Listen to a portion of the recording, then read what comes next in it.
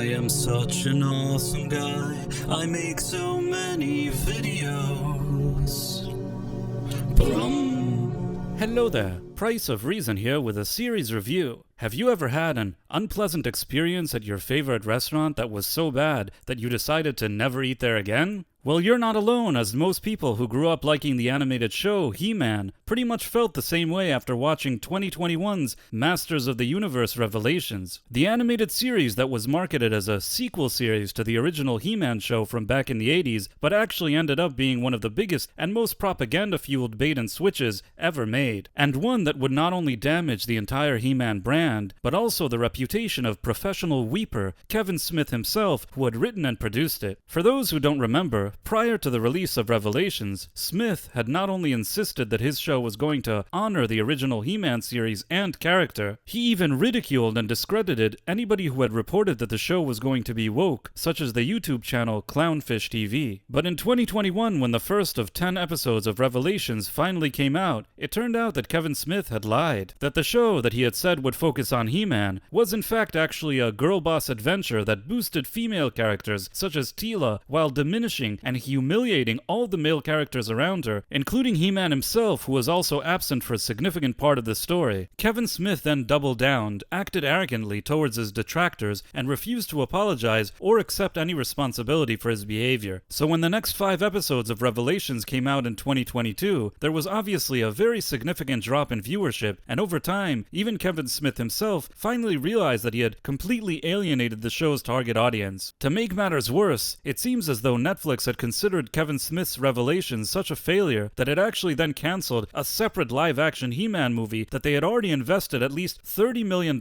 in. And when a company, however big, thinks that flushing $30 million that they've already spent down the toilet is the best course of action on a project, it's never a good sign. Still, amidst all of this failure, Netflix has recently released Kevin Smith's He-Man Revolutions, which is basically the second season of the failing Revelations, but now with a new name. I suspect that Netflix would have canceled this show altogether, but given how animated productions work, perhaps they were simply not able to back out of it due to some type of contractual obligation. So instead, they just reduced its episode count from 10 to 5 while probably hoping that they could put this entire debacle behind them. And while the kid in me had no interest in seeing this at all, I suppose that the reviewer in me, out of sheer curiosity, wanted to see just how good or bad it would be. In this video, I will be discussing the general plot of He-Man Revolutions, including spoilers, what I didn't like about it, what I did like about it, followed by my official score. He-Man Revolution starts with He-Man and company going into battle to try to save the souls of the now deceased Fisto and Clampchamp. Because it turns out that due to the events of Revelations, good souls can't go to Preternia anymore, which is kind of like heaven or something, so they end up in Subternia, which is kind of like,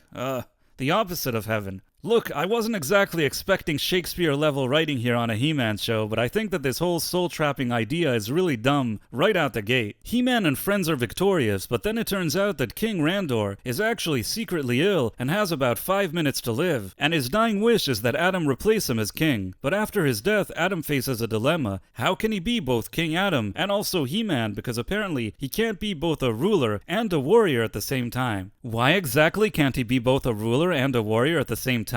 Yeah, don't think about it. Meanwhile, Skeletor is now alive. Again, and under the control of some nanobite creature called Motherboard, who makes him half Skeletor and half machine, and she herself answers to the evil Hordak. In Eternia, Adam is whining like a little boy about having to be the king when a man called Keldor arrives and says that he's actually the real heir to the throne of Eternia and not Adam. According to Keldor, back in the day, since his skin was blue, they wouldn't let him be king or something, but now times have changed. And after helping out during a very conveniently timed crisis, Adam decides to hand the throne over to Keldor, who he just met 5 minutes earlier, with no questions asked. Meanwhile, Teela keeps changing outfits and works with Evelyn to restore Preternia with the help of Grandemir the dragon. For Evelyn, this is supposedly some type of redemption arc where she can become a good person or something. Orko and the artist formerly known as Man-at-Arms then visit Gwildor in order to fix Adam's sword, while Adam whines and gets captured by Skeletor. In addition, King Keldor works with Andra, who is now the current Man-at-Arms, to create a device that will keep keep the citizens of Eternia from being turned into technology, but his real intention is to actually control them. You see, in a double twist, it turns out that Keldor is actually Skeletor in disguise, but then later it turns out that Skeletor really is and always has been the real Keldor. Now I know what some of you may be thinking. If Skeletor has always been Keldor, why didn't he ever mention it? Well, I hope you're sitting down for this, because according to this show, he simply forgot about it. Anyhow, Skeletor decides to kill both Motherboard and Hordak, and then use the people of Eternia, who he now controls as his soldiers. At the end though, He-Man and company, with the help of their deceased friends, beat Skeletor, turn him back into Keldor, and then put him in jail, leaving Eternia free from any immediate threats. Also, He-Man and Teela are now officially a couple, and all is well. So well that He-Man not only denounces his throne, he decides that the monarchy is to be completely abolished in Eternia, so that they could become a democracy instead. As a result, Andra decides to run for president of Eternia, and He-Man says that he would endorse her candidacy, and then the series ends. Let's start with what I didn't like about He-Man Revolutions. You know how after The Last Jedi there was some half-hearted attempt at course correction in The Rise of Skywalker, but not really? That's the type of vibes I get from He-Man Revolutions. Yes, they understood that killing He-Man multiple times was a mistake, and they understood that having all the ladies upstage He-Man every second was bad, and they understood that making Teela look and act like an arrogant, self-entitled dude was bad.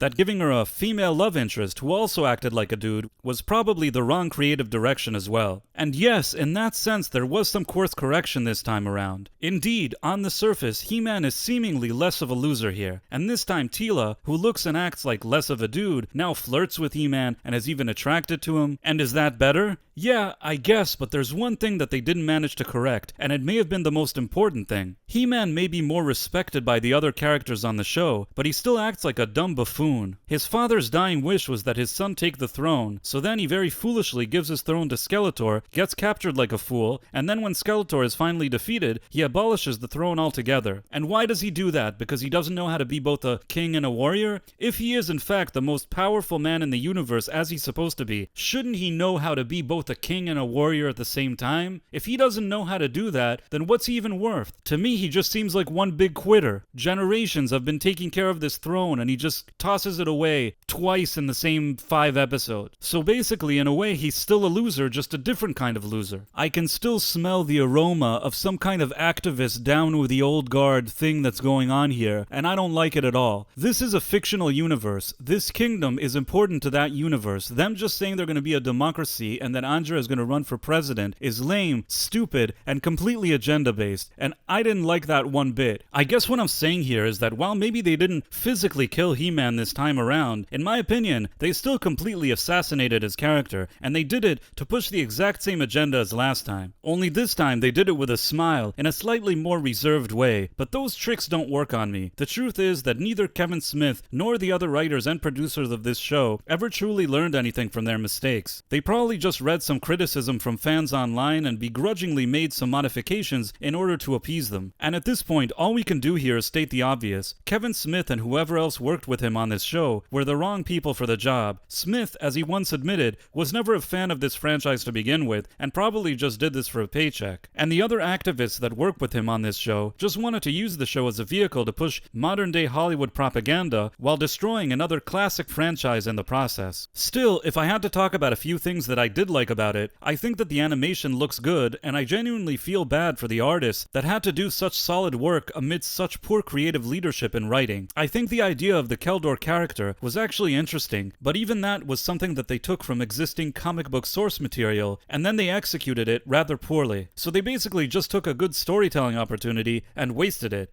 Again. And admittedly, I think that William Shatner, who voices Keldor, gives a really good performance here, which aside from the visuals, is probably the only other thing that I genuinely liked here. And so, with the end of this He-Man sequel fiasco, it's safe to say that the opportunity that Netflix, Mattel, and Kevin Smith had was ultimately squandered. I also suspect that all the parties that were involved in it probably regret it at this point, and rightfully so. And while Netflix and Mattel will obviously recover from this debacle, I actually think that the damage this show has done to Kevin Smith's reputation will probably be more long-lasting. If I had to give Masters of the Universe Revolutions a score, I would give it a 45 out of 100, which means that it's a fail. again. And to anybody who is new to my channel, please consider subscribing and clicking on that wonderful notification bell. Thanks for watching, my friends. Thank you, and good day. I am such an awesome guy. I make so many videos. Brum.